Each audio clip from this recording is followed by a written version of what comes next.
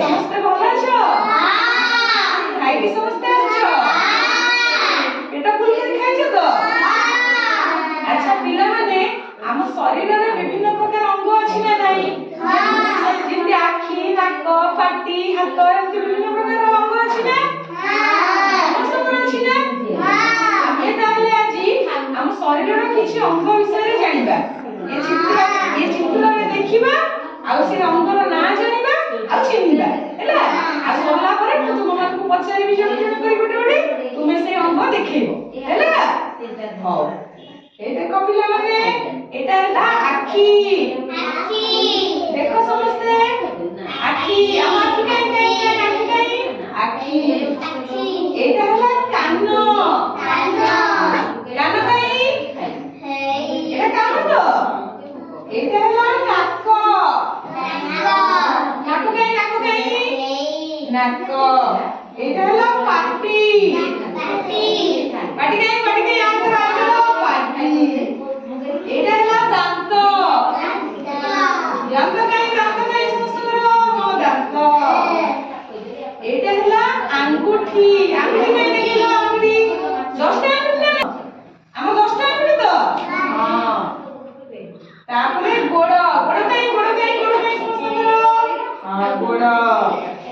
ତାପରେ ଜିଭ କାଇଁ? ଜିଭ ସମସ୍ତଙ୍କର କାଇଁ? ଜିଭ। ପାପୁଲି କାଇଁ? ଏଇଟା ହେଲା ପାପୁଲି। ପାପୁଲି କାଇଁ? ସମସ୍ତଙ୍କର ଦେଖାଅ ପାପୁଲି। ହଁ, ପାପୁଲି। ଆଣ୍ଠୁ କାଇଁ? ସମସ୍ତଙ୍କର ଏଇଟା ଆଣ୍ଠୁ।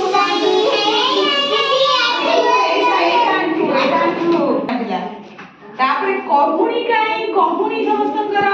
କହୁଣି ଦେଖାଅ। ହେଇ କହୁଣି। ସେଇଟା।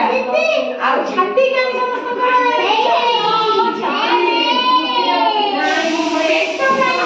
ପେଟ ସମସ୍ତଙ୍କର। ଆହୁରି ବି ଏମିତି ଅନେକ ଜିନିଷ ଅଛି। ଗୋଡ଼ କାଇଁ? ଗୋଡ଼ ହେଲା ଗୋଡ଼। ପାଦ ହେଲା ପାଦ। ଠିକ ନା ନାଇଁ? ଆମର ହାତ ହେଲା ହାତ। ଠିକ ନା ନାଇଁ? ସବୁ ଏମିତି ବିଭିନ୍ନ ଆମର ଅଙ୍ଗ ଅଛି ନା ନାଇଁ? ଆଜି ଆମେ ଜାଣିଲେ ତ ସବୁ ବିଭିନ୍ନ ଅଙ୍ଗ ବିଷୟରେ। ସମସ୍ତଙ୍କର ମନେ ରହିଲା? ସମସ୍ତେ ଜାଣିପାରିଲ?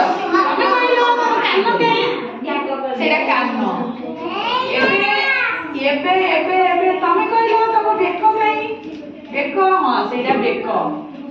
ଏବେ ତମେ କହିଲ ତମ ମୁଣ୍ଡ କାଇଁ? ମୁଣ୍ଡ। ଏବେ ତମେ କହିଲ ତମ ପେଟ କାଇଁ? ପେଟ। ସମସ୍ତେ ତ ଜାଣିପାରିଲ ତ ବିଷୟରେ? ଚିହ୍ନିଲେ ଜାଣିଲେ ତ? ହଉ, ସମସ୍ତେ ସୁନା ପିଲା। ଠିକ ନା ନାଇଁ? ଦୁଷ୍ଟ ପିଲା କି ତମେ? ସୁନା ପିଲା।